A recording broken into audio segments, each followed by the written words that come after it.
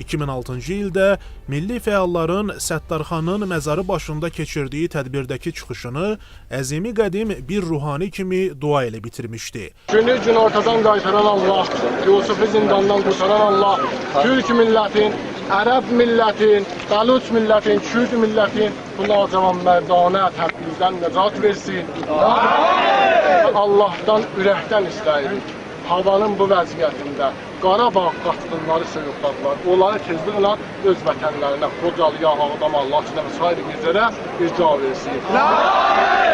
Həmin duanın ikinci hissəsi, yəni Qarabağ qaçqınlarının öz doğma yurdlarına, Xocalıya, Ağdama, Laçına və digər işğal olunmuş torpaqlara qayıtması diləyi artıq gerçəkləşib. Millətçi ruhaninin etdiyi duanın birinci hissəsinin, yəni Güney Azərbaycan türklərinin, eləcə də digər qeyri-fars xalqların İran rejiminin irqçi, şovinist əsarətindən xilas olması ilə bağlı arzusunun həyata keçəcəyi gün də uzaqda deyil.